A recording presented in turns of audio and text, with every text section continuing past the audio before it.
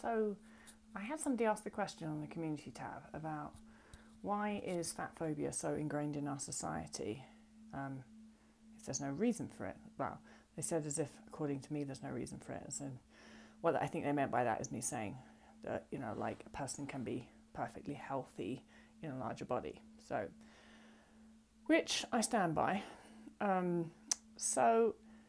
it's a bit of a long story, isn't it? Now, I think that because I wrote a book called Love Fat, and I can't actually remember what's in that book, but I think that I outlined sort of a large amount of the development of the idea that being in a larger body is worse for somebody's health than not being in a larger body. And a lot of that honestly started with Ansel Keys and an experiment that he did, and not the Minnesota starvation experiment, different one, where he did an experiment and they were looking at sort of why heart disease was happening, and they sort of cherry-picked the data a bit, didn't do a very good job, and came up with the answer that heart disease was correlated to being in a larger body. And that information was then given to sort of like, that experiment was then flooded all of the health systems because they thought that they found the answer to heart disease. And it's like anything, like once something takes off, once an idea takes off, it's just people run with it, get excited about it. And before this data had really been particularly verified, it was being written into all these health guidelines for the governments. I think it was in the 1950s or 60s. I honestly can't remember exactly when. But so that happened, and then years later, people looked at Keyes' data and was like, well, he cherry-picked that, and that's just kind of like a correlation, and they realised that correlation doesn't equal causation, and that actually it wasn't right. But the horse was out. The horse had already bolted by then, and all of these sort of health establishments, government health, and all of those things had started spreading the message and teaching and that everybody had to be kind of being thinner was better. So I think that was a large part of it in the later part of the last century. But there's more to it than that, like anything. I think it has to be sort of like a bit of a clusterfuck of a lot of things coming together. The other thing that was really coming together was fashion and marketing and things like that. And so slimmer bodies started to be used in marketing to be portrayed as, I don't know, sell clothes, right? And so, like anything in marketing, if an image is thrown at us, this is healthy, this is beautiful, then people just start wanting to be like that. And then what happened then was lots of people and companies realised that there was money to be made in weight loss. And so once there was a lot of money to be made in weight loss, then that got jumped on. And that's how we ended up in the culture that we're in. And I'm sure there was a ton of other factors involved in that sort of clusterfuck that all came together as well. Now, the other sort of thing to understand about the human brain, all of us, is that first of all, we're socially wired, but then we're also kind of like wired in an evolutionary sense. Most people are wired to sort of want to be attractive, and when they're being sold or marketed the idea of lose weight and you'll be more attractive, then they want to try that, and they think, why wouldn't I try that? And that's not a fault. Wanting to be attractive is not a fault, because I mean that's how the human race kind of like procreates, a lot of it. So that's something that's just sort of wired into a lot of people. And so that's why this one really hits a nerve, people wanting to be attractive.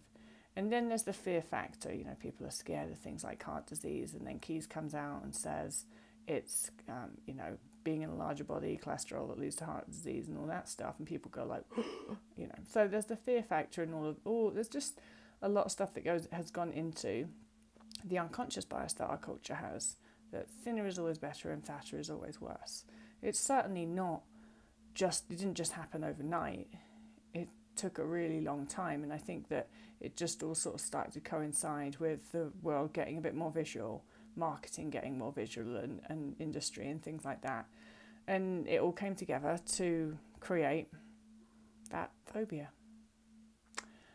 which, just because all of that stuff came together to create it does not mean that it's right. Like, that's true of a lot of systems that we have in our world that we just take for granted, and that we just believe that that's the way things should be. Let's just use money as an example.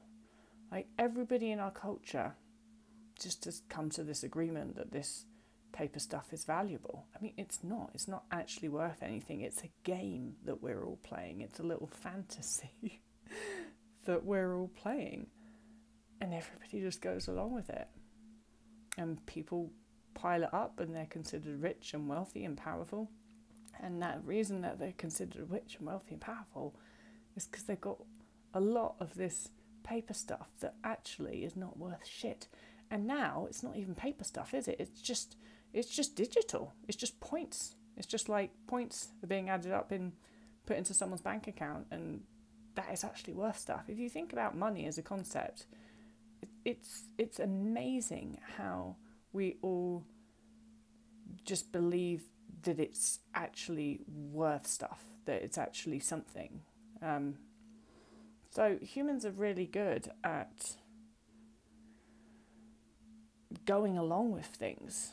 If everybody in the culture is going along with something, humans are really good at that. Like, if you switched and it wasn't about money and people started collecting beans and trading beans, and, you know, a red bean was worth more than a black bean, stuff like that, soon enough you'd be freaking out about beans. And that's just the way our brains work. That's part of that is the social stuff. We are socially geared to work like this together. It's fascinating if you think about it. Anyway, I'm completely off topic, but what I'm just trying to point out is that things that feel important to humans and things that collectively we all agree, such as money, are really important and real, actually aren't. We just made it up. And so if you can kind of understand that about how humans work and how our brains work, and how sometimes collectively our brains work even in a crazier way than our brains do singularly, then looking into what makes cultural biases is really fascinating. And a lot of the time it does just tend to be a clusterfuck of things that came together. Sometimes not. Sometimes it's long, and it's got this great deep root, such as racism and slavery and shit like that. But that's still there. And so what we do know is that once a cultural bias is established, it's bloody difficult to get rid of. Same way that if we just decided next year, you know what, let's just not do money anymore. It's silly. Let's not trade in money anymore. Let's go back to goods. It wouldn't happen like that, would it? We couldn't just be like, we'll just let this go. It would take a very long time to change. Anyway, I'm rambling on about money and things, and the actual question was about how Fatphobia started. And I did write a book called Love Fat. I think I did a lot of research when I wrote that book, and it's in there, but I can't for the life of me honestly remember half of it.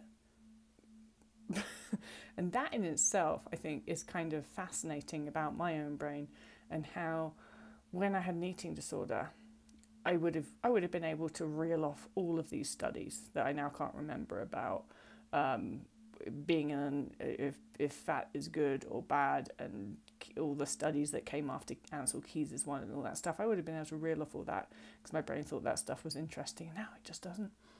But I can tell you a lot of things about horses, but can't actually remember what I put in my own bloody book. Anyway, bit of a strange answer.